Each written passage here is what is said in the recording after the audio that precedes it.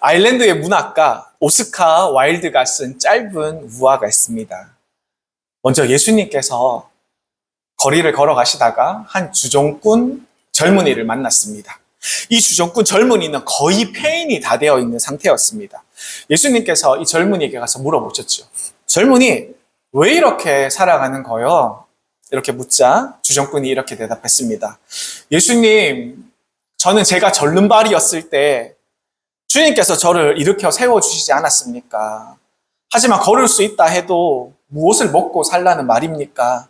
저는 직업을 구해보려고 하지만 만족스러운 일자리를 전혀 얻을 수가 없었습니다. 그리고 나서요, 예수님께서 또 걸어가시다가 한 여인을 만났습니다. 그 여인은 창녀가 되어서 남자들 사이에 놀림을 받던 그런 사람이었습니다. 예수님께서 물으셨죠. 왜 다시 이런 생활을 하고 있습니까? 여인이 이렇게 대답했습니다. 예수님, 당신이 저를 매춘부의 삶에서 구해내서 새 사람으로 살게 해주셨는데 창녀의 삶을 벗어나서 발을 씻는다고 해서 제가 제 삶을 살아보니까 제 삶이 행복해지는 건 아니더라고요. 저는 외롭고 견디기가 더 힘들어서 결국 다시 이 매춘부의 삶으로 돌아올 수밖에 없었습니다. 예수님께서 마음이 아프셨습니다. 그 후에 예수님은 한 불량 청년을 또다시 만났습니다. 그 불량 청년은요, 이웃들에게 폭력을 막 휘두르고 막 화를 내고 있는 그런 상황이었습니다. 예수님께서 물었습니다. 이봐 젊은이, 왜 이런 생활을 하고 있는 거요? 이제 그만하시게. 이렇게 이야기하셨죠. 그 청년은 대답합니다. 예수님, 저는 당신이 소경이었을 때 눈을 뜨게 해주셨습니다. 그러나 눈을 뜬다고 해서 제가 무엇을 보라는 것입니까? 보이는 세상은 모두 다 짜증나고 저를 화나게 하고 신경 쓰이게 하는 것뿐들이었습니다. 결국 저는 화풀이를 하고 분풀이를 하고 때리고 다니는 것이 제 삶의 길이라고 생각이 되었습니다. 이 우화는요, 우리에게 깨달음을 줍니다. 사람은 하나님으로부터 큰 은혜와 큰 사랑을 받았음에도 불구하고 그것을 자신의 삶 속에서 살리지 못한다면 다시 이전에 어둡고 혼란스러웠던 과거로 돌아갈 수밖에 없다는 것을 우리에게 잘 들려주고 있는 이야기입니다. 바로 여기서 우리는 신앙의 본질에 대해서 생각해 보게 됩니다. 하나님께서 우리에게 주신 그 놀라운 은혜와 사랑, 그리고 은총은 단순히 받는 것에 그치고 받는 것에서 끝나고 그치는 것이 아니라 우리의 삶으로 흘러가야 된다는 것이죠. 감사는요, 입으로 말하는 것이 아니라 받은 은총을 우리가 소중하게 깨닫고 그 은총에 맞는 삶을 우리가 바꾸려고 하고 삶을 그렇게 살아가려고 노력할 때 참으로 우리에게 살아나는 것입니다. 오늘 우리가 묵상할 거룩한 외로움, 방주로 걸어가라는 말씀도 같은 맥락에서 우리에게 전해주는 메시지입니다. 세상의 혼란과 타락 속에서도 홀로 우리는 의로운 길을 걸어가야 합니다. 마치 노아처럼 우리도 하나님의 은혜 안에서 거룩한 삶을 서 나가야 된다는 것이지요. 노아가 방주를 통해서 새 역사를 시작했습니다. 우리도 받은 은혜와 그 은총을 우리의 삶에서, 우리의 주어진 삶 속에서 실천하며 나아갈 때 세상 속에서 하나님께서 우리에게 허락하신 우리의 빛과 소금의 역할로 우리가 세상을 살아갈 수 있지 않겠습니까? 사랑하는 구누님들, 오늘 이 이야기를 우리가 마음에 새기면서 우리가 받은 은총을 단순히 받는 데서 그치지 아니하고 방주 안에서 살아가는 삶, 그리고 하나님 앞에서 거룩하게 서는 삶에 대해서 실천하는 방법을 우리가 말씀을 통해서 함께 나누고자 합니다. 사랑하는 구누님들, 지금 세상이 어떻게 보이세요? 어떤 사람은요, 점점 세상이 살기가 어려워진다고 얘기합니다. 그리고 어떤 사람은 세상이 점점 더 악해지고 있다라고 이렇게 이야기하죠. 또 어떤 사람은 아직 세상에는 희망이 남아있다 이렇게 이야기하는 사람도 있습니다.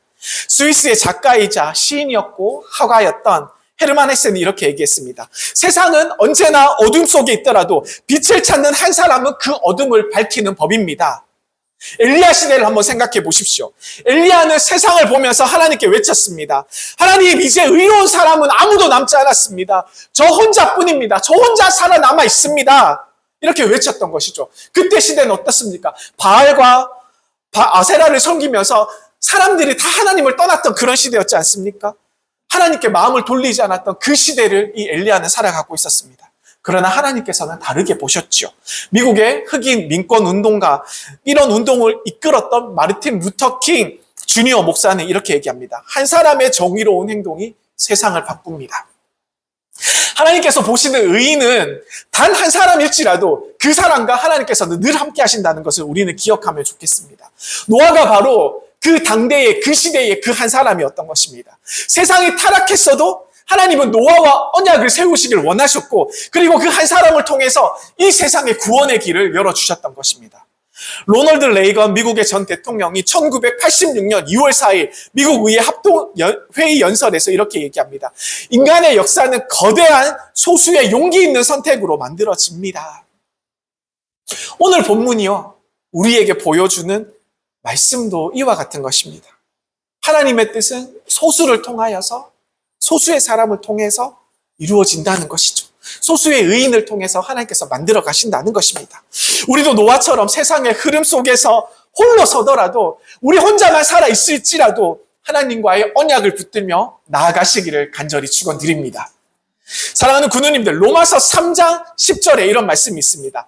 의인은 없나니 하나도 없으며, 이 말은 로마서를 쓰던 당시의 사람들에게만 전해지던 그런 이야기가 아니죠.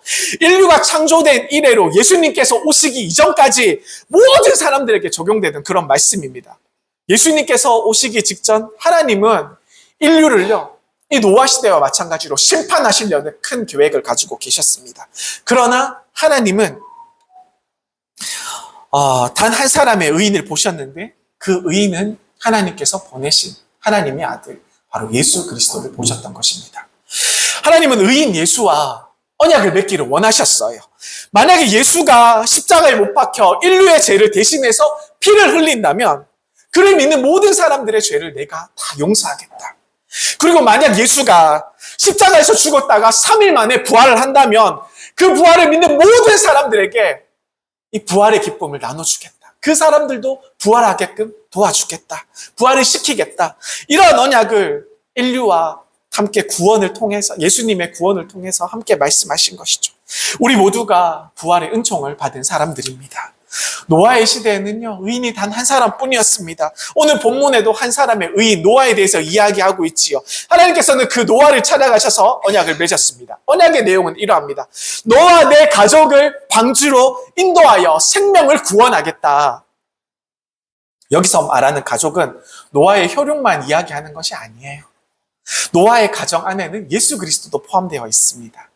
노아의 가문에는, 그러나 노아의 시대에는 여전히 문제가 너무나도 많았습니다. 가인의 후손들의 삶과 그리고 셋의 후손들의 삶이 뒤섞여서 살고 있었어요. 셋의 후손들의 삶들은요, 셋의 후손들은 가인의 후손들의 살아가는 그런 삶들을 흠모하면서 따라가고 싶어 했습니다. 결국에 하나님을 은총을 받는 사람들이 점점 더 타락해 갔다는 것이죠. 타락한 이유는 두 가지입니다. 첫 번째는 사람들이요, 아름다움을 지나치게 흠모했습니다. 창세기 6장 2절에 보면 이렇게 기록되어 있습니다. 하나님의 아들들이 사람의 딸들의 아름다움을 보고 자기들이 좋아하는 모든 여자를 아내로 삼은지라. 여기서 아름다움은 무엇을 얘기하냐면요, 히브리어로 토보트라고 하는데요. 토보트. 이 말에는요, 그냥 우리가 생각하는 아름다움이 아니라 성적인 매력, 성적으로 아름다운 것, 이런 것들을 얘기합니다. 아름다움을 위해서 꾸미고 감각적이며 그리고 외모적인 사치를 꾸미고 즐기는 것을 뜻하고 있는 단어죠. 하나님께서 정의하신 아름다움은요, 근데 다른 것이잖아요. 하나님께서 보시기 좋은 아름다움은 틀린 것입니다. 에덴 동산에서 하나님께서 아담과 하와를 만드시고 아담과 하와가 서로 사랑하며 살아갔지 않습니까? 하나님은 사랑하는 모습을 보시면서 보시기에 좋았더라, 아름답더라 라고 하나님께서 이렇게 말씀하십니다. 그러나요, 여기서 나오는 토보트, 여기 나오는 이 아름다움, 이 음란은 하나님의 원래 사랑을 변질시키는 아주 악한 사단의 도구가 되는 것입니다. 사단의 역사가 되는 것이죠.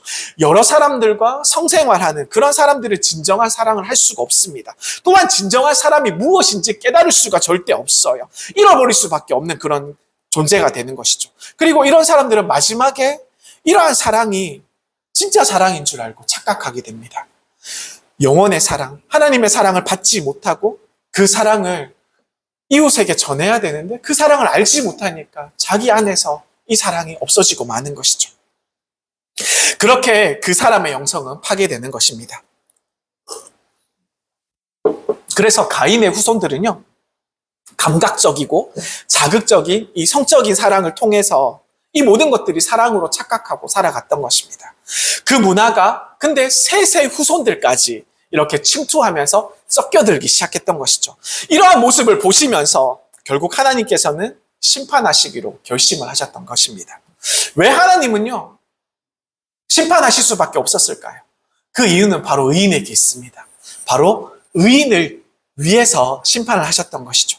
의인을 구원하기 위해서 심판이라는 도구를 사용하셨던 것입니다. 셋의 후손 가운데 마지막으로 남은 한 사람, 이 노아, 그 노아를 구원하시기 위해서 하나님께서는 아주 무섭고 놀라운 심판을 준비하셨던 것이죠. 우리가 이렇게 흔히 생각합니다.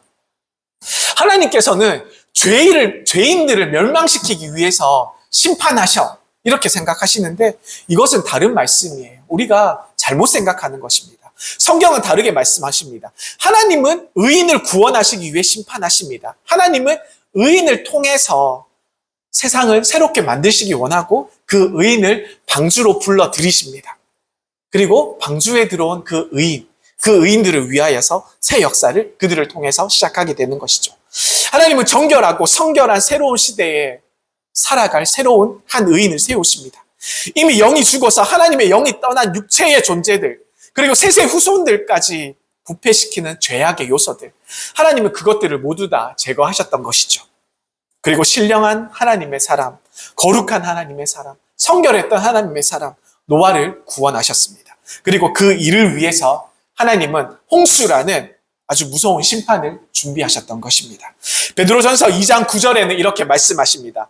너희는 택하신 족속이요 왕같은 제사장이요 거룩한 나라요 그의 소유된 백성이니 이는 너희를 어두운 데서 불러내어 그의 기이한 빛에 들어가게 하신 이의 아름다운 덕을 선포하게 하려 하심이라. 사랑하는 우리 군우님들, 우리는 세상에서 살아갈 때에 세상과 하나님과의 사이에서 중보하는 중보자의 모습으로 우리는 서야 되는 것입니다. 그런데 만약에 우리가요, 이 중보자가 된 우리가 세상의 문화에 물들어 있다면 중보자의 역할을 잘 감당할 수 있겠습니까? 가인의 문화, 세속적인 가치에 빠져버린 사람들이라면 어떻게 이 역할을 감당할 수 있겠냐는 것이죠. 그리스도인이, 우리 구세군인들이 세속화가 되고 방탕해진다면 하나님께서 더 이상 이 세상을 이끌어 가실 이유가 없어진다는 것입니다. 중보자가 성결하지 못하다면 하나님께 드리는 이 제사가 온전하게 드려질 수 있겠습니까? 불가능한 제사가 되는 것입니다. 그리고요, 여러분들 기억하셔야 됩니다. 제사가 없으면 용서함도 없습니다. 결국에 남는 것은 하나님의 분노, 멸망뿐이라는 것이죠. 그래서 세상은 이렇게 점점 더 어두워져 갈 때 하나님께서 더욱더 이 한 사람의 의인을 찾게 되는 것입니다. 바로 하나님의 백성, 그리고 영문, 교회, 그리고 택하신 하나님을 위한 그런 영성들을 하나님께서 찾으시는 것입니다. 그들의 가정이 얼마나 거룩하게 성결하게 서 있는지 하나님께서는 더 큰 관심을 가지시고 우리를 지켜보고 계시는 것이죠. 우리 군우님들, 우리는 참된 아름다움을 추구해야 되는 것입니다. 그런데 우리 스스로 세상의 거짓 아름다움에 빠져들고 생각하고 있는 것들이 너무나도 많습니다. 세상 사람들은 겉으로 보기에 아름답고 겉으로 보기에 좋고 순간적인 쾌락을 찾고 느끼며 우리의 마음과 영혼을 상하게 하는 것들이 우리에게 아름답다고 생각하고 착각하며 살아갑니다. 그래서 우리는 늘 깨어 있어야 하는 것입니다. 그래서 우리는 늘 경계해야 하는 것입니다. 마치 방주가 많은 물을 막아내며 사람들을 살려낸 것처럼 우리의 영혼도 세속의 물결에서 같이 침투되는 것을 막아주며 하나님 앞에 바로 서야 된다는 것이죠.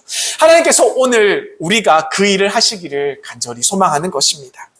노아의 시대에 가인의 후손들을 또 다른 특징들이 있었습니다. 겉으로는 신을 숭배하는 것처럼 보였지만 그 마음은 달랐습니다. 창세기 6장 4절에는 이렇게 이야기합니다. 당시의 땅에는 네피림이 있었고 그 후에는 하나님의 아들들이 사람의 딸들에게로 들어와 자식을 낳으니 그들은 용사라 고대에 명성이 있는 사람들이었더라. 이렇게 이야기하죠. 여기서 말하는 네피림은 거인들을 이야기합니다. 그리고 큰 힘을 가진 사람들을 이야기합니다. 그들은 돈과 힘으로 세상을 지배하려고 했던 사람들입니다. 오늘날 강대국을 정의하는 기준도 이것과 비슷합니다. 물질을 많이 가진 나라, 그리고 강력한 군사력을 가진 나라, 이런 나라들을 우리는 강대국이라고 부릅니다. 오늘날 강대국의 모습을 보면 예전에 로마 시대의 이 로마의 모습과 너무나도 비슷합니다. 로마의 상징은 기억나세요? 독수리 깃발 아래 이렇게 상징을 나타내고 있었습니다. 그리고 오늘날 미국의 상징도 독수리이지 않습니까? 그리고 독수리의 발톱 아래 마치 지구가 있는 것처럼 그들의 모습이 그려지고 있습니다. 이것은 무엇을 뜻하는 것일까요? 이것은 무엇을 의미하는 것일까요? 오늘날 이 세상도 여전히 내가 먼저라는 이기적인 마음과 힘과 권력을 최고로 여기는 생각을 우선시하고 그것에 따라서 이 세상은 움직이고 있다는 것입니다. 그렇다면 우리가 어떤 가치를 붙들고 움직여야겠습니까? 어떤 가치를 붙잡고 살아가야겠습니까? 돈과 물질, 그리고 힘보다 더 중요한 것이 있습니다. 그것은 힘과 권력보다, 군사력보다 더 귀한 것이죠. 그것은 바로 우리의 영혼의 상태가, 우리의 마음의 상태가 어떠한 것이냐는 것입니다. 내 영혼이 하나님을 의지하는 것, 내 영혼이 성령님께 순종하는 것, 내 영혼이 우리 주 예수님과 동행하며 살아가는 것, 이것이 바로 우리가 추구해야 될 진정한 가치라고 말씀드릴 수가 있습니다. 우리는 가인의 후손이 아니에요. 우리는 셋의 후손이지 않습니까? 우리는 노아의 후손입니다. 우리는 예수의 피로 구원받아 거룩하게 된 하나님의 자녀들이라는 것입니다. 그렇기에 우리가 추구해야 할 가치는 세상의 힘이 아니라, 세상의 권력이 아니라 하나님을 의지하고 성령님께 순종하는 영혼이어야 된다는 것입니다. 오늘날 우리 영문 안에도 많은 문제가 있습니다. 우리 교회 안에도 많은 문제가 있습니다. 많은 사람이요, 잘 몰라서 축복만을 바라면서 하나님을 믿는 기복신앙을 가지고 교회를 찾아옵니다. 영문을 찾아오죠. 사람들은 너무 세상적인 것을 바라보고 교회를 찾아옵니다. 뭔가 눈에 보이는 것만 마음에 두고 살아가는 것이죠. 요즘 세상의 흐름을 따라가면서, 세상의 안목을 따라가면서 그것이 우리가 눈에 보이는 것이 가장 소중한 것이라고 착각하며 살아가는 것입니다. 이것이 바로 우리의 가치관이 혼란스러운 이유가 되는 것입니다. 그러나 성경은 우리에게 다르게 말합니다.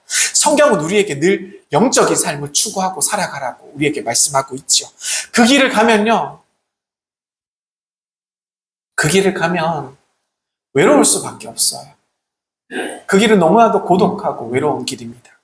세상의 모든 탐욕과 욕심과 자기중심적으로 흘러가는 이 세상을 바라볼 때에 우리가 섞일 수가 없기 때문입니다. 홀로 서서 하나님의 뜻을 붙잡는 것, 그리고 하나님의 언약을 바라보고 살아가고 하나님이 원하시는 길을 나아가는 것, 그것은 결코 쉬운 일이 아니에요. 세상의 흐름을 역행하는 일이 될 수 있기 때문입니다. 그러나 하나님께서는 우리에게 언약을 주시지요. 창세기 6장 18절을 통해서 이렇게 말씀하십니다. 그러나 너와는 내가 내 언약을 세우리니 너는 내 아들들과 내 아내와 내 며느리들과 함께 그 방주로 들어가고, 이렇게 말씀하십니다. 하나님의 언약, 그것은 바로 하나님의 말씀을 이야기하십니다. 그 언약을 하나님께서 노아와 세우시길 원하셨던 것입니다. 그리고 그 노아는요, 그 언약을 통해서 하나님에게 신실한 모습으로 더욱더 한 걸음씩 나아갑니다. 예수님께서도요, 거룩한 외로움을 이기셔야 했습니다. 12 제자들은 계속해서 예수님의 뜻을 제대로 알지 못했잖아요. 겟세마네 동산에서 죽음의 고통을 눈앞에 두시고 예수님께서 피와 땀으로 밤새 기도를 하셨습니다. 그런데요, 혼자 기도하셨어요. 제자들은 깨어 기도하라고 말씀하고 부탁하셨음에도 불구하고 잠들어 버리지 않았습니까? 아무도 함께 우리 예수님과 기도하지 않았습니다. 그리고 또한 예수님께서 사랑하시는 제자 가룟 유다도 예수님을 끝내 배신하지 않았습니까? 빌라도의 법정에서도 예수님은 억울한 위증자들에게 둘러싸여서 고초를 당하셨습니다. 심지어 십자가에 달리는 그 순간까지도, 최후의 순간까지도 예수님은 좌우에 강도들밖에 없었어요. 강도들만이 있었을 뿐입니다. 그 모든 순간 예수님께서는 너무나도 외로운 힘든 시간을 견뎌내셔야 하셨습니다. 그러나 그 모든 외로움 속에서 예수님은 하나님의 뜻을 끝까지 붙들고 지켜나가셨습니다.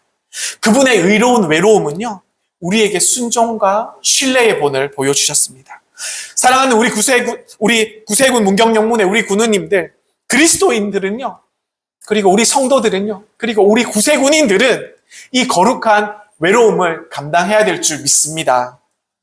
아니, 그 외로움을 기쁨으로 누릴 줄 아는 사람들이 되시기를 간절히 축원드립니다. 바벨론으로 포로로 끌려간 이스라엘 백성들 가운데 특별히 귀족 출신의 소년이 있었습니다. 다니엘이라는 소년 잘 알고 계시죠? 이 다니엘은 어린 나이에 고향을 떠나서, 가족을 떠나서 먼 이국 땅 바벨론으로 포로로 잡혀서 끌려가야만 했습니다.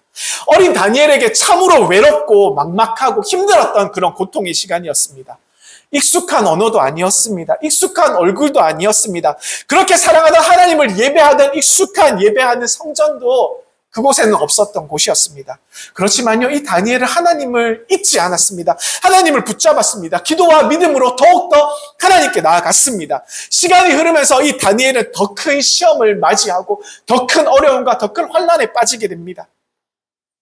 나중에는요, 모함으로 인해서 사자굴에까지 던져지기까지 하는 큰 어려움을 겪었습니다. 그 외로움과 그 두려움, 우리는 상상할 수가 없습니다. 표현할 수가 없습니다. 차갑고 어두운 굴 속에 날카로운 이빨을 가진 굶주린 사자들 앞에서 던져졌습니다. 홀로 서 있는 자신의 모습을 한번 떠올려 보십시오. 누구라도 겁에 질리지 않겠습니까? 그 순간 다니엘은 진짜 자기 혼자라고 느낄 수밖에 없었을 거예요. 그러나 놀라운 일이 벌어졌습니다. 다니엘은 사실 혼자가 아니었던 것입니다. 다니엘은 혼자가 아니었어요. 사자굴 안에서 그 다니엘과 함께 하시는 분이 계셨습니다. 그분은 전능하시고 살아계시고 지금도 변함없이 역사하시는 우리 하나님이셨습니다. 하나님께서 그 다니엘 옆에 서 계셨고 그의 기도를 들어주셨고 그의 굳건한 믿음을 보시고 다니엘을 온전하게 지켜주셨습니다. 다니엘은 그 거룩한 외로움을 통해서 배워나갔습니다. 세상의 어떤 모든 어려움과 위험 속에서도 우리가 하나님을 붙든다면, 우리가 하나님과 함께하고 우리의 믿음을 하나님께 맡기고 나아간다면 결코 혼자가 아니라는 것을, 그 외로움 속에서, 그 두려움 속에서 하나님은 우리와 함께 하시며 우리를 지키시고 보호하신다는 것을 다니엘은 느낄 수가 있었습니다. 우리의 삶 속에서도요, 여러분의 삶 속에서도 이 다니엘과 같은 사자 굴속과 같은 그런 삶의 현장을 만나실 수가 있습니다. 그러한 순간들이 없을 수가 없어요. 그 사랑과 보호하심을 우리가 믿고, 그 하나님께서 우리와 함께 하심을 믿고, 두려움 없이 하나님만 바라보고 한 걸음씩 전진하시는 우리 구세군인들이 되시기를 간절히 축복드립니다. 사랑하는 우리 군우님들, 외로운 방 안에서 하나님과의 약속을 붙들고 기도하는 때가 있습니다. 아무도 없이 홀로 가슴 아픈 우리의 마음을 안고 슬픈 눈물을 흘리며 주님께 나갈 때가 있습니다. 그 모습은 마치 높은 산 위에 홀로 서 있는 소나무와 같은 그런 모습 같습니다. 험한 바람이 불어와도, 비바람이 불어와도, 폭풍우가 몰아쳐도, 눈과 바람이 쏟아져 내리는 그럴 때에도 그 소나무는 의인처럼 흔들리지 않고 서 있지 않습니까? 그 의인은 하나님 안에서 절대 흔들림이 없는 법입니다. 그 자리에 바로 그리스도인의 그리고 구세군인들의 품위가 있는 것입니다. 바로 그 자리에 우리의 품격이 나타나는 것입니다. 그 안에서 우리는 그리스도인의 진정한 아름다움과 평온한 은혜를 발견할 수가 있는 것입니다. 세상이 아무리 우리를 흔들어도 예수 안에 있는 우리는 결코 흔들림이 없는 것이고, 흔들림이 없다는 것이죠. 사도 바울도요, 이 깊은 외로움을 체험할 수밖에 없었습니다. 이 사도 바울은 늘 하나님과 함께 하기를 간절히 소원하고 나아갔습니다. 주님, 제가 로마에 가서 복음을 전하고 싶습니다. 그러면 하나님을 위한 세계 선교가 이루어질 것입니다. 이렇게 기도하고 나갔던 사도 바울이지 않습니까? 그러나 하나님께서는 이 사도 바울의 뜻과 다르게 바울을요, 체포되게 하셔서, 잡히게 하셔서 로마의 감옥에 보내셨습니다. 체포된 몸으로 갈 수밖에 없었던 것이죠. 그 감옥을 한번 상상해 보시길 원합니다. 그 감옥은 침침하고 어둡고 습기가 가득 찼을 것이며 너무나도 차갑고 음침한 곳이지 않겠습니까? 때때로는 너무 덥고 너무 춥고 힘들게 하던 그런 곳이지 않습니까?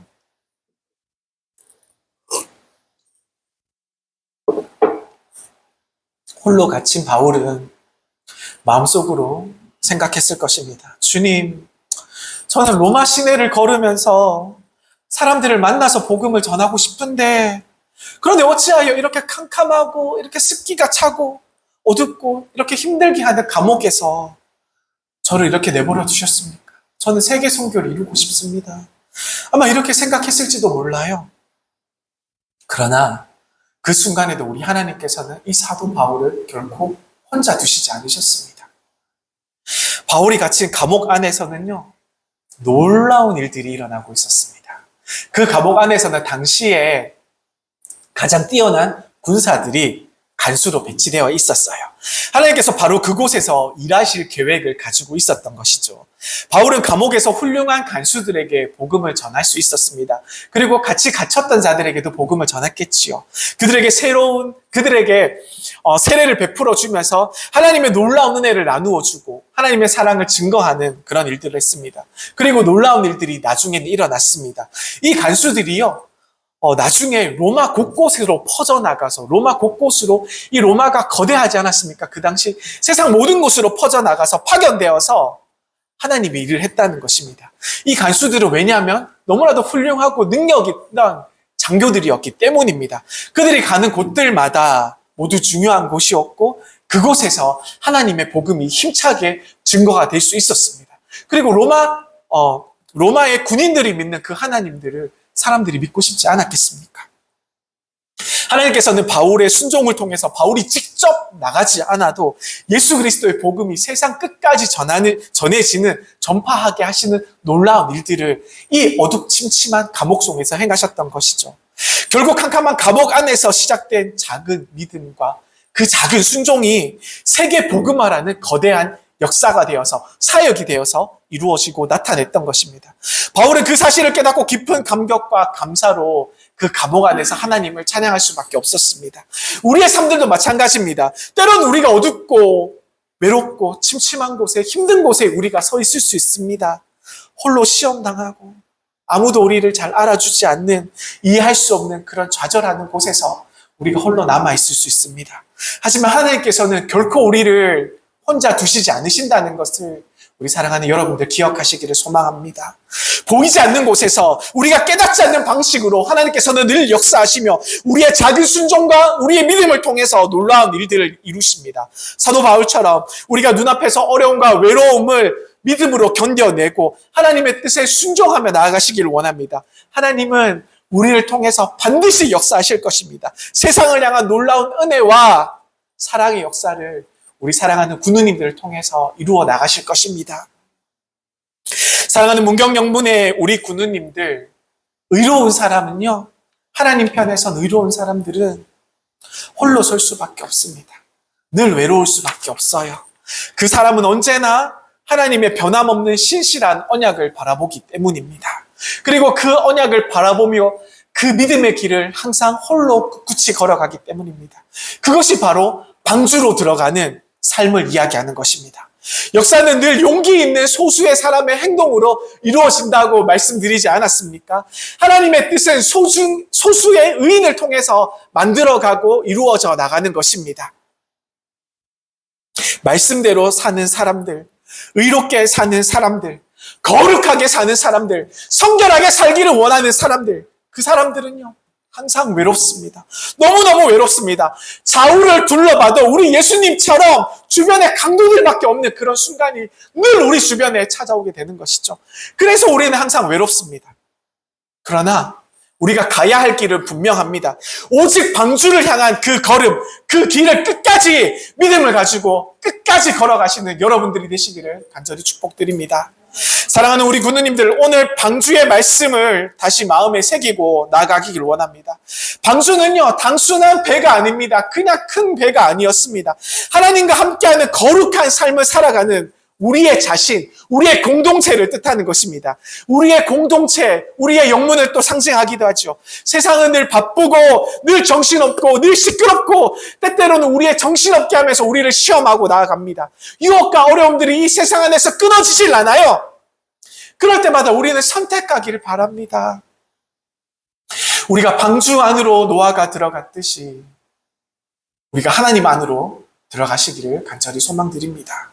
거룩한 외로움 속에서도 나의 마음을 정결하게 하고 내 가정을 사랑과 믿음으로 세우며 우리의 작은 일상에서도 하나님을 따라 사는 삶, 그것이 바로 방주로 들어가는 삶을 이야기하는 것입니다. 우리 군우님들 기억하시기를 원합니다. 이 예배는요, 단순히 우리가 시간을 보내기 위한 행사로 드려지는 것이 아닙니다. 이 교회와 예배는 우리가 예배가 끝나고 난 후에 우리가 흩어지기 위한 삶을 위해서 우리가 모이는 것입니다. 하나님 안에서 내가 거룩하여지고 내 영혼이 예수로 충만하여지고 성령으로 함께하여지고 우리가 그 후에 세상으로 흩어져 나가서 하나님께 받은 사랑과 은혜를 충만하게 세상 가운데 다 흘려보낼 수 있는 그런 준비하는 곳이 이 예배고 우리가 흩어지는 그 준비하는 모습을 취하는 곳이라는 것이죠. 오늘 우리 주변을 돌아보십시오. 세상에는 아직 여전히 나쁜 일과 그리고 잘못된 일들이 너무나도 많이 벌어지고 있습니다. 때로는요, 영문 안에서도 우리가 실망하는 일들이 너무나도 많습니다. 이 영문 안에서도 우리가 서로에게 실망해서 가슴 아픈 일들이 너무나도 많이 일어난다는 것이죠. 그러나 우리가 여기서 멈추지 않기를 원합니다.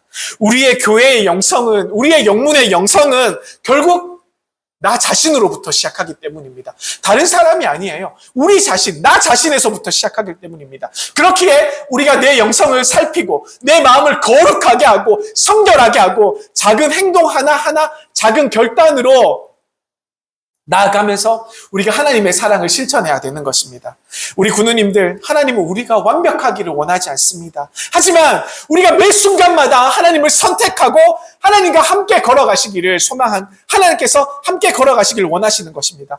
오늘 하루 만나는 모든 사람들 속에서 말 한마디, 그리고 내미는 손길, 그리고 마음 관심 하나에 하나님의 사랑에 흘러가게끔 여러분들 만드시기를 소망합니다. 그것이 바로 우리가 방주 안으로 걸어 들어가는 삶입니다. 우리는 거룩한 외로움 속에서도 우리는 서로를 격려할 수 있습니다. 우리가 함께 공동체를 이루며 함께 나아가고 있지 않습니까? 우리는 함께 나아갈 수가 있는 것입니다. 함께 걸어갈 수가 있는 것입니다. 거룩한 짐을 우리가 서로 함께 나누어지고 서로를 위해서 서로를 함께 세워주고 작은 섬김과 작은 사랑들이 모여서 하나님의 교회를 세워나가게 되는 것입니다. 그 속에서 우리의 삶은 하나님의 은혜로 충만해지고 우리의 공동체는 하나님의 도우심으로 더욱더 강건하여지는 것입니다. 사랑하는 우리 군우님들, 이제 결단하시기 원합니다. 하나님과 동행하며 거룩하고 성결한 삶을 살아내는 구세 군인들의 삶으로 여러분들 살아가시기를 간절히 축원드립니다. 방주 안으로 들어가십시오. 방주 안으로 들어가듯이 하나님의 사랑 안으로 들어가십시오. 내 마음을 새롭게 하고 내 삶 속에서 하나님의 은혜를 내보낼 수 있도록 여러분들 준비되어야 하는 것입니다. 오늘 하루 하나님과 함께 걸어가는 이 모든 순간들이 우리 군우님들에게는 기쁨과 평안, 그리고 감동과 은혜로 가득 차기를 간절히 축복드립니다. 그리고 군우님들 기억하십시오. 방주 안에서 우리는 평안합니다. 그리고 방주 안에서 우리는 거룩해집니다. 그리고 우리 방주 안에서 우리는 성결하여집니다. 그리고 방주 안에서 우리는 서로 사랑할 수 있습니다. 그리고 우리는 방주 안에서 세상의 빛과 소금의 역할을 감당할 수 있는 것입니다. 주님의 사랑으로 충만한 하루가 되시기를 소망합니다. 사랑하는 우리 군우님들, 우리가 모두 다 방주 안에서 축복된 삶으로 살아가시기를 진심으로 축원드립니다.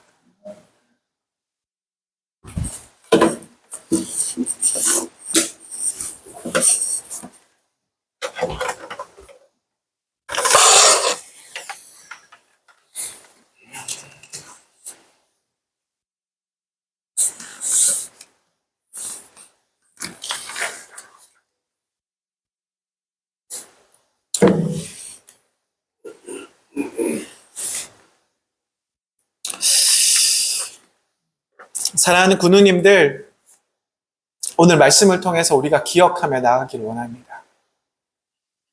방주는 단순한 배가 아니고 하나님과 함께하는 거룩한 삶이라고 말씀드렸습니다.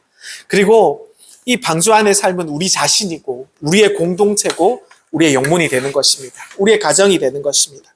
곧 주님 안에서 안전하게 거하는 우리의 삶의 자리가 되는 것입니다. 세상은요, 여전히 소란스럽고 때로는 우리의 마음을 너무나도 심하게 흔듭니다. 하지만 그럴 때마다 우리가 선택해야 할 길은 단 하나입니다. 하나님 안에서 주님 품 안으로 들어가는 것이죠.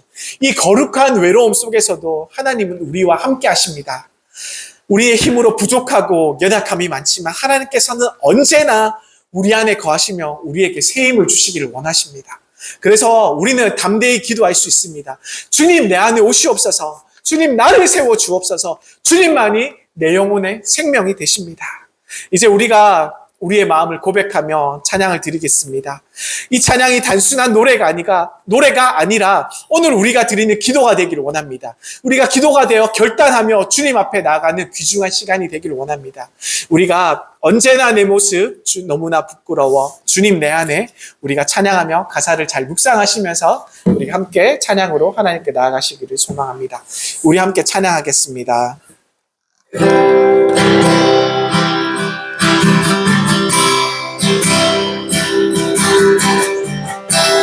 언제나 내 모습 너무나 부끄러워 무릎으로 주님께 기도로 가오니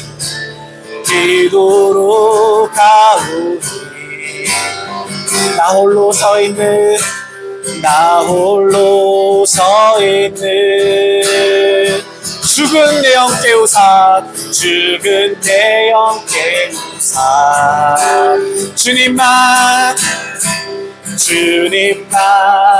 나를 세워 내 영 살게 하소서.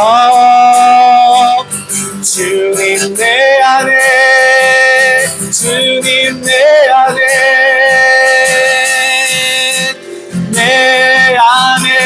계시고 주님 내 안에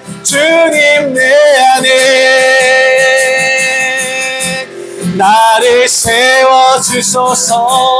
주님 내 안에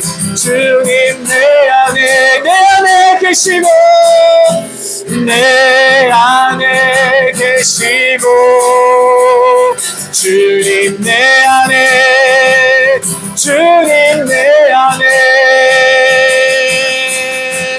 나를 세워주소서. 우리 언제나 내 모습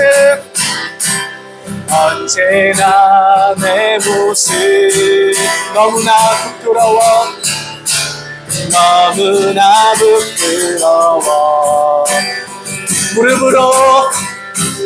무릎으로 주님께 기도로 가오니 나 홀로 서 있는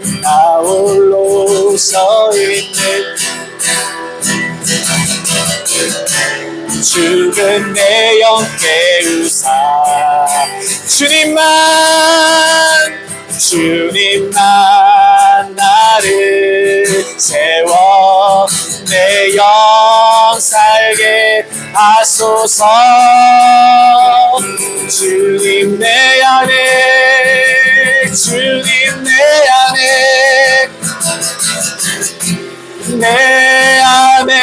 계시고 주님 내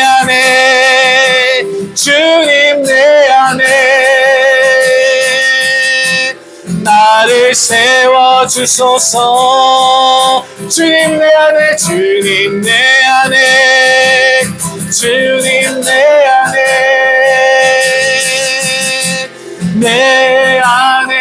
계시고 주님 내 안에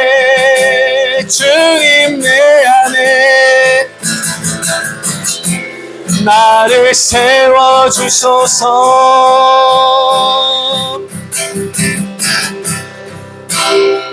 우리 모두 다 일어서시겠습니다. 사랑의 하나님 감사합니다. 오늘 말씀을 통해서 저희의 마음을 비추어 주심에 감사드립니다. 세상은 요란하고 저희의 마음은 연약하여 너무나도 쉽게 흔들립니다. 주님 안에서 거하는 것이 참된 안전이며 참된 생명임을 다시금 깨닫습니다.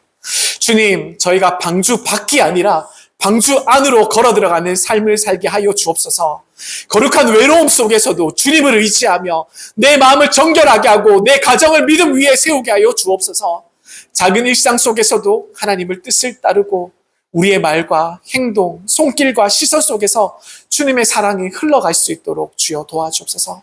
오늘 저희의 연약한 마음을 우리 주님께 올려드립니다. 주님, 우리 안에 거하여 주시며 우리를 새롭게 변화시켜 주옵소서. 우리를 통하여서 우리의 영문이, 우리의 교회가, 우리의 공동체가, 우리의 가정이 든든히 세워지기를 원합니다. 세상 속에서 주님의 빛과 소금의 역할을 충만하게 감당하기를 원합니다. 주님, 이제 고백하며 찬양합니다. 주님, 내 안에 거하여 주옵소서. 주님, 나를 세워 주옵소서. 주님, 우리를 세워 주옵소서. 이 찬양이 우리의 기도가 되게 하시고 우리의 삶이 주님의 은혜와 사랑으로 충만케 하여 주시옵소서. 주님, 감사합니다.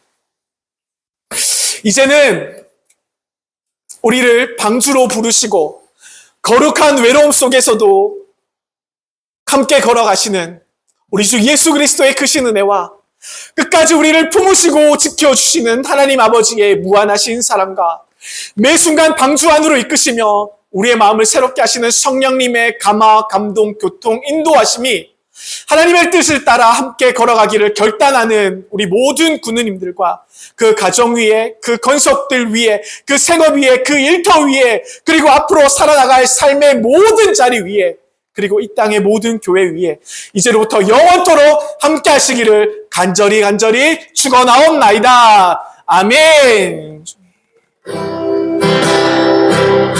주님 내 안에, 주님 내 안에, 내 안에 계시고, 주님 내 안에, 주님 내 안에 나를 세워주소서.